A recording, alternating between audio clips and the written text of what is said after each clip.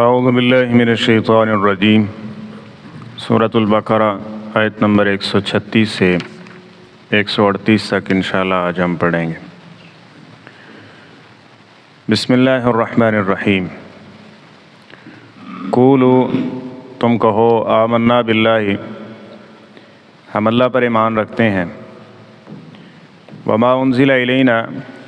اور اس پر جو ہماری طرف نازل کیا گیا، وما انزل الی ابراہیم و اسماعیل و اسحاق و یعقوب، اور جو نازل کیا گیا ابراہیم علیہ السلام پہ، اسماعیل علیہ السلام پہ، اسحاق و یعقوب علیہ السلام پر، والاسباط، اور ان میں سے ان کی اولادوں میں سے کسی نبی پہ، وما اوتی موسیٰ و عیسیٰ،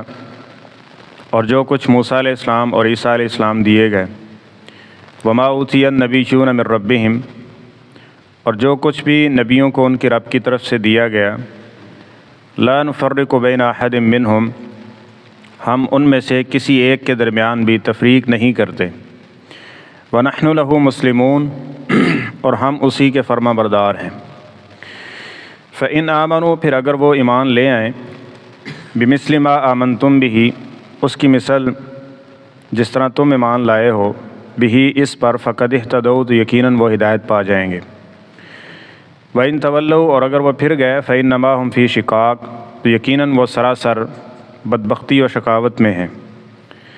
فَسَيَكْفِيكَهُمُ اللَّهُ، تو پھر جلد ہی اللہ تعالیٰ آپ کو ان سب سے کافی ہو جائے گا۔ وَهُوَ السَّمِيعُ الْعَلِيمُ، اور وہ خوب سننے اور جاننے والا ہے۔ صبغۃ اللہ، اللہ تعالیٰ کا رنگ، وَمَنْ أَحْسَنُ مِنَ اللَّهِ صِبْغَةً، اور کون ہے زیادہ اچھا اللہ تعالیٰ کے رنگنے سے، وَنَحْنُ لَهُ مُسْلِمُونَ، اور ہم، وَنَحْنُ لَهُ عَابِدُونَ، اور ہم اسی کی عبادت کرنے والے ہیں۔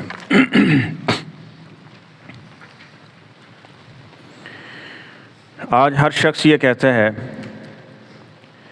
کہ تم یہ کر لو تم ہدایت یافتہ ہو، کوئی کہتا ہے فلاں کو مان لو تم ہدایت یافتہ ہو۔ ہر کسی نے اپنے اپنے معیار سیٹ کیے ہوئے ہیں، جو جس کو اچھا لگتا ہے وہ اسی پر پکا ہو جاتا ہے، اسی کی دعوت دیتا ہے اور سمجھتا ہے یہی حق ہے، باقی سب باطل ہے۔ اور اگر کوئی باطل پہ بھی اڑا ہوا ہے نا، تو وہ بھی سمجھتا ہے حق ایک ہی ہے جس پر میں قائم ہوں، باقی سارے وہ باطل پر ہیں۔ یہ بات تو ٹھیک ہے، حق ایک ہی ہے۔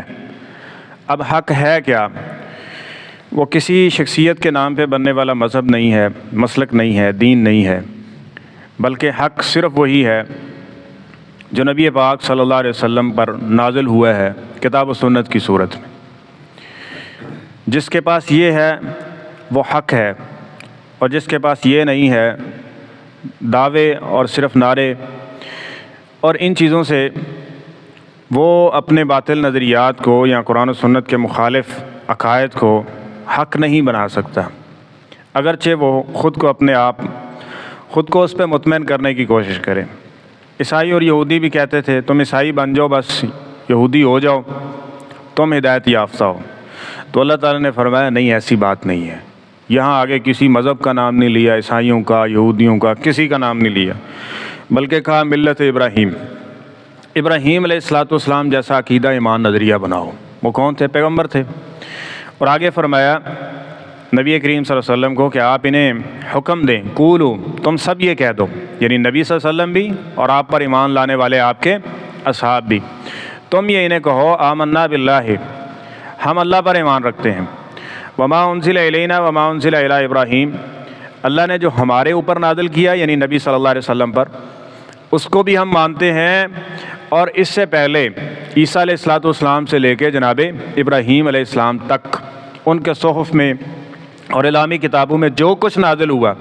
ہم سارے انبیاء کو بھی مانتے ہیں اور ان پہ نازل ہونے والی ساری کتابوں کو بھی مانتے ہیں۔ جب ان کو مانیں گے تو پھر نسخ کی طرف جائیں گے نا، کہ وہ منسوخ ہو گئی ہیں۔ جب مانتے ہی نہیں تو پھر منسوخ ہونے کی تو بات ہی نہ ہوئی، وہ تو ایک الگ شے ہو گئی۔ تو نسخ یہی ہے کہ یہ دین آیا، نسخ تبھی ہوگا کہ پہلی چیز بھی دین کا حصہ تھی، وہ شریعت تھی، لیکن اب وہ کیا ہو چکی ہے؟ منسوخ ہو چکی ہے۔ ٹھیک ہے، یعنی پہلے حکم تھا، ٹھیک ہے، بعد میں جس طرح ہم پہلے بیت المقدس کی طرف نماز منہ کر کے نماز پڑھا کرتے تھے نا، اب یہ حکم تھا، دین تو تھا نا، نمازیں تھیں اور ان کی قبول ہوئیں، اگلے دوسرے پارے میں یہ بات آ رہی ہے۔ لیکن اس کے بعد جب بیت اللہ کی طرف منہ کر کے حکم نماز پڑھنے کا آ گیا تو پھر اب کیا ہے؟ اب حکم ہوا ہے، دین وہ بھی تھا، دین یہ بھی ہے، لیکن اب وہ دین کیا ہو گیا؟ منسوخ ہو گیا۔ اسی طرح سابقہ انبیاء سب کی عزت ہے، سب کا احترام ہے، سب کی تکریم ہے، لا نفرق بین احد منہم، کسی ایک کی ایسی تفریق نہیں ہے کر سکتے جس سے کسی دوسرے کی شان میں کمی واقع ہوتی ہو، جس سے کسی کے لیے کوئی نقص و عیب کا سامنا ہو، تو ایسی تعریف کسی کے لیے نہیں ہے۔ کسی پیغمبر کو اس طرح سے کسی دوسرے پہ فوقیت نہیں دی جائے گی جس میں کسی دوسرے کی کیا ہو؟ انسلٹ ہو یا بے ادبی یا توہین کا کوئی زمرے میں کوئی ایسی چیز آتی ہو۔ سب کی عزت، سب کا احترام۔ لیکن اب کیا ہے کہ وہ سابقہ ادیان جو تھے، اب وہ قرآن پاک کو اس کا مہیمن بنایا گیا، نگران بنایا گیا، یعنی جو ان نے کمی بیشی ان میں کی ان سب کو صحیح طور پہ ذکر کیا گیا۔ باقی اعمالی اعتبار سے کچھ چیزیں تھیں، عقائد وہی ہیں جو آدم علیہ السلام سے لے کے محمد صلی اللہ علیہ وسلم کو دیے گئے، عقیدہ، نظریہ، توحید کے بارے میں، اور یہ ساری چیزیں وہ ایک ہی ہیں، لیکن اعمالی اعتبار سے اللہ تعالیٰ نے ان چیزوں کو بسا اوقات ایک چیز کی اجازت دی ہے اور اس کے بعد اس چیز کو ختم کر دیا گیا اور اس چیز کو اس کی جگہ کوئی بہتر حکم لا دیا گیا۔ تو یہ اللہ تعالیٰ کے اختیار میں ہے، وہ مالک ہے، وہ جو چاہے کر سکتا ہے، کیونکہ دین وہی ہے جو اس کی طرف سے آنے والا ہے، تو لہٰذا ہم سب کو مانتے ہیں۔ تو فرمایا کہ وما اوتی النبیون من ربہم لا نفرق بین احد منہم ونحن لہ مسلمون، ہم اس کے فرما بردار ہیں۔ جب فرما بردار ہو گئے تو پھر وہی عیسیٰ علیہ السلام پہ آئی، ہم عیسیٰ علیہ السلام کو بھی اللہ کا رسول مانتے ہیں، موسیٰ علیہ السلام پہ وحی آئی، موسیٰ علیہ السلام کو بھی مانتے ہیں، اور محمد صلی اللہ علیہ وسلم پہ وحی آ گئی تو محمد صلی اللہ علیہ وسلم کو بھی مانتے ہیں۔ یہ اسلام ہے۔ یہ کیسا اسلام ہوا کہ ہم فرما بردار ہیں جی؟ ابراہیم علیہ السلام کو تو مانتے ہیں،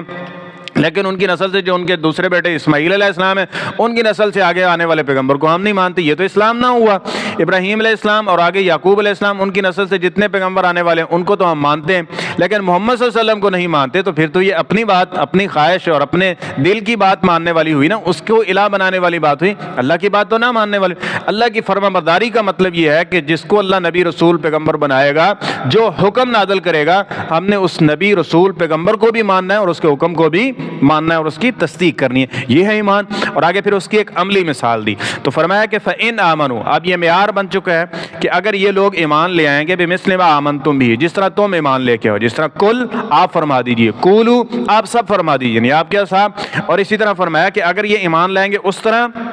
جس طرح تم ایمان لے کے آئے، یعنی نبی کریم صلی اللہ علیہ وسلم اور نبی کریم صلی اللہ علیہ وسلم پر ایمان لانے والے آپ کے اصحاب، اگر یہ اس طرح ایمان لے کے آئیں گے فَقَدْ اهْتَدَوْا، تو پھر یہ کیا ہوں گے؟ پھر ہدایت یافتہ ہوں گے۔ ایک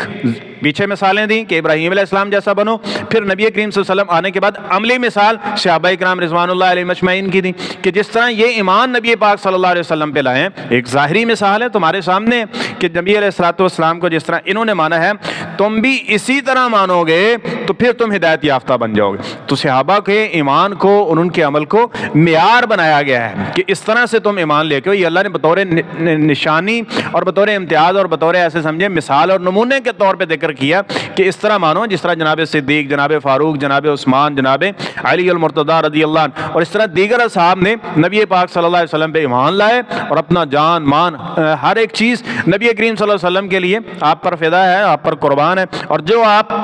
حکم دیتے ہیں آپ کے اشاروں کے اوپر اپنی جانیں نشاور کرنے کے لیے تیار ہیں۔ یہ ہے ایمان۔ اگر اس طرح تم ایمان لاؤ گے تو پھر تمہارا ایمان کیا ہوگا؟ مقبول ہوگا۔ اور آج کل کے بسا اوقات یہاں بھی بہت سارے لوگ ایسے ہیں کہ جو آج یہ بھی پیدا ہو چکے ہیں کہ جو ان لوگوں پہ جن کے ایمان کو اللہ نے مثال کے طور پہ ذکر کیا ان کے اوپر تان و تشنیع کر کے اپنے آپ میں وڈا صوفی صاحب اور وڈا مومن صاحب بیان کر رہے ہیں کہ انہوں نے نبی کریم صلی اللہ علیہ وسلم کو سن کے اس طرح نہیں مانا تھا جس طرح میں مان رہا ہوں، جس طرح میں مان رہا ہوں، جس طرح میری تعلیم ہے۔ یہ بھی سراسر گمراہی اور ایسے سمجھ لیں دین دشمنی والی بات ہے نا کہ نبی کریم صلی اللہ علیہ وسلم نے جو ایک لشکر تیار کیا اور نبی کریم صلی اللہ علیہ وسلم نے جو تعلیم دی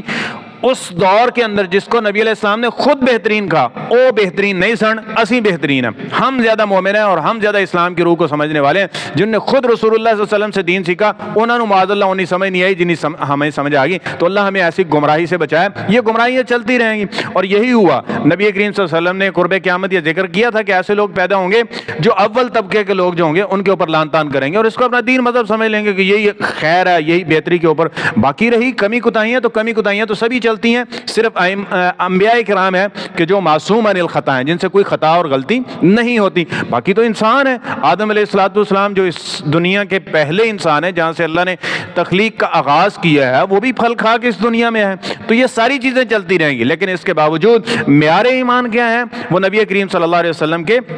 اصحاب ہیں۔ تو اس کو ذکر کرنے کے بعد فرمایا کہ فقد اہتدوا، پھر تم ہدایت یافتہ ہوو گے۔ وَإِن تولوا، اور اگر تم اس سے منہ پھیرو گے، نہیں ایسی اپنی جو ہماری من و منشا کے مطابق ہے کہ اہل نفاق یہی کرتے تھے نا کہ جو جس میں وہ سمجھتے کہ یہاں ہمارے لیے کچھ فائدہ ہے تو وہاں نبی علیہ السلام کے ساتھ ہوتے، وہاں سمجھتے کہ جہاں کچھ تھوڑا سا نقصان اٹھانا پڑے گا وہاں دوسروں کے ساتھ ہوتے، تو یہی کام کرتے تھے جو مرضی کے مطابق آتا۔ پیچھے ہم پڑھ رہے ہیں تؤمنون ببعض الکتاب وتکفرون ببعض، جو دل کو اچھا لگتا اس کو مان لیا، جو تھوڑا من کے خلاف آ گیا، اپنے خلاف آ گیا، اس کو چھوڑ دیا، تو یہ ایمان نہیں ہے۔ تو فرمایا اگر تم پھر جاؤ گے فإنہم فی شقاق، تو یہ سراسر بدبختی شقاوت والی زندگی ہے، یہ کوئی ایمان نہیں ہے اور نہ ہی یہ کوئی خوش نصیبی والی زندگی ہے، بلکہ یہ سراسر بدبختی اور بد نصیبی ہے۔ تو آگے فرمایا فسیکفیکہم اللہ، آگے یہ پورا منظرنامہ تھا، عرب تھا اور خاص طور پہ غزوہ احزاب کے موقع پہ لوگوں کو اکٹھا کیا گیا اور سارے عرب کو، نظریہ یہ تھا کہ ایک ہی دم ہم حملہ آور ہو کے نبی کریم صلی اللہ علیہ وسلم اور آپ کے اصحاب کو ہم کیا کر دیں گے، اسلام کا نام و نشان مٹا دیں گے، ختم کر دیں گے ان کو۔ تو اللہ تعالیٰ نے فرمایا فسیکفیکہم اللہ، ان سب سے جو بھی اسلام کے مخالف ہیں ان سب سے اکیلا اللہ آپ کو کیا ہو جائے گا، کافی ہو جائے گا۔ فسیکفیکہم اللہ، اور پھر اللہ تعالیٰ نے یہ ساری چیزیں دیکھیں، آج بھی اسلام کا نام کس طرح سے اجلا ہوا پوری دنیا کے منظرنامے کے اوپر موجود ہے۔ تو فرمایا وَهُوَ السَّمِيعُ الْعَلِيمُ، وہ خوب سننے اور جاننے والا ہے۔ آگے ذکر فرمایا صبغۃ اللہ، یہ اللہ کا رنگ ہے، یہ اللہ کا کیا، فرما برداری والا جذبہ، یہ ایمان کہ جو اللہ کا حکم، اللہ کا آرڈر ہے، ہم نے اس کے مطابق چلنے کی کوشش کرنا، اپنے آپ کو اس کے مطابق ڈھالنا ہے۔ تو فرمایا یہ ہے اللہ کا رنگ، جو اس میں رنگا جاتا ہے، ٹھیک ہے، یہ ہے کہ جو دین اور شریعت پر ہے، جو ایمان پر قائم ہے۔ وَمَنْ أَحْسَنُ مِنَ اللَّهِ صِبْغًا، اور اللہ کے بتائے ہوئے طریقے اور اس کے بتائے ہوئے دین کے اوپر جو کھڑا ہے نا، یہ سب سے بہترین ہے۔ باقی اور بھی کلر اور بھی رنگ اور بھی دین اور بھی طریقے اور بھی نیکیوں کے یہ سارے موجود رہیں گے، لیکن سب سے بہترین طریقہ وہ اللہ تعالیٰ نے جو ذکر کیا ہے۔ اس لیے نبی کریم صلی اللہ علیہ وسلم خطبے میں آپ سنتے ہیں نا، پڑھا کرتے تھے فَإِنَّ خَيْرَ الْحَدِيثِ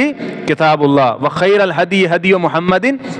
صلی اللہ علیہ وسلم، کہ سب سے بہترین طریقہ اور سب سے بہترین جو ہے طرز عمل وہ نبی کریم صلی اللہ علیہ وسلم کا ہے، اور ہدایت کیا ہے جو اللہ کی طرف سے نازل ہوئی ہے، خیر الہدی ہے جو اللہ تعالیٰ نے، اما بعد فإن خیر الحدیث کتاب اللہ، سب سے بہترین بات جو ہے، سب سے بہترین کلام جو ہے وہ اللہ کی طرف سے نازل ہونے والی، یہ ہے ہدایت، یہ ہے اللہ کا رنگ، جو اس کو تسلیم کر لیتا ہے اور اس کو مان لیتا ہے۔ اس لیے قرآن و حدیث کافی بھی ہے، اور اس امت کے ہر فرد کے اندر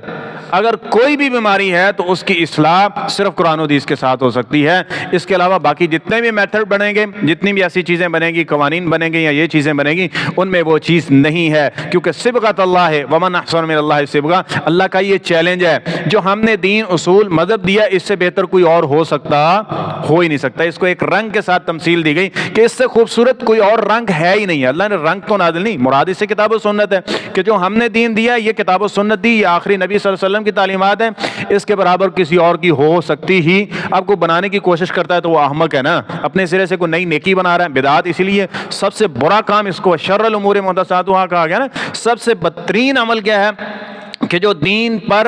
دین کے نام پہ ایک نیا مسئلہ، نیا مذہب، نئی نیکی گھڑی جائے جو نبی کریم صلی اللہ علیہ وسلم نے ذکر نہیں کی گئی، کیونکہ یہ اللہ کے رنگوں میں سے رنگ نہیں ہے، اللہ کی نازل کردہ کتابوں اور احکامات کے مطابق نہیں ہے۔ لہذا لوگوں کے ہاں جتنا ہی پرکشش کیوں نہ ہو اور اچھا کیوں نہ ہو اور لوگ اس کی تعریف ہی کیوں نہ کریں، لیکن صبغۃ اللہ ومن احسن من اللہ صبغہ، اللہ کا رنگ، اللہ کا اتارا ہوا یہ جو دین ہے، یہ جو احکامات ہیں، یہ سب سے بہترین ہے۔ ونحن له عابدون، اور ہمیں کیا کہنا ہے نبی علیہ السلام کو اور آپ کے اصحاب کو اللہ نے کیا حکم دیا کہ تم نے یہ کہنا ہے، اور ہم نے ان کی اتباع کرتے ہوئے ہم نے بھی یہی کہنا ہے کہ وَنَحْنُ لَهُ عَابِدُونَ، اور ہم کیا ہیں، اس اللہ کے عبادت گزار ہیں، ہمیشہ اس کی، اور اس کی عبادت فی الحکم یہ ہے، عبادت کے کئی طریقے نا، عبادت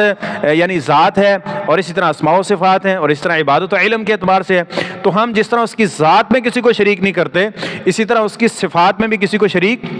نہیں کرتے، اور اس کی عبادت میں بھی کسی کو شریک نہیں کرتے۔ وَنَحْنُ لَهُ عَابِدُونَ، اور ہم اسی کی ہی عبادت کرنے والے ہیں، اور اسی طرح جو اس کا حکم ہے، اس کا دین ہے، اس میں بھی کسی دوسرے کو شریک نہیں کرتے، یعنی کسی کو اجازت دے دیں کہ آپ بھی دین بنا سکتے ہیں، یا ہم آپ کی بات کو بھی وہی سٹینڈر دیں گے، وہی اس معیار پہ لا کھڑا کریں گے کہ جو قرآن و سنت کا ہے۔ اس لیے ہم ساری چیزوں کو، یہ ساری چیزیں کس کے لیے خالص کرتے ہیں؟ اللہ تعالیٰ کے لیے خالص کرتے ہیں، کہ دین بناتے یعنی نازل کرنا بھی، بنانا بھی، اور احکامات وضع کرنا بھی یہ اللہ تعالیٰ کا. ہمارا کام کیا ہے کہ ہم نے جو بھی اللہ کی طرف سے حکم آئے اس کی اطاعت کرنی ہے, اس کی فرما برداری کرنی ہے, اور اس میں کسی دوسرے کو اس کا شریک نہیں بنانا. اللہ تعالیٰ ہمیں کما حقہ عمل پیرا ہونے کی توفیق نصیب فرمائے.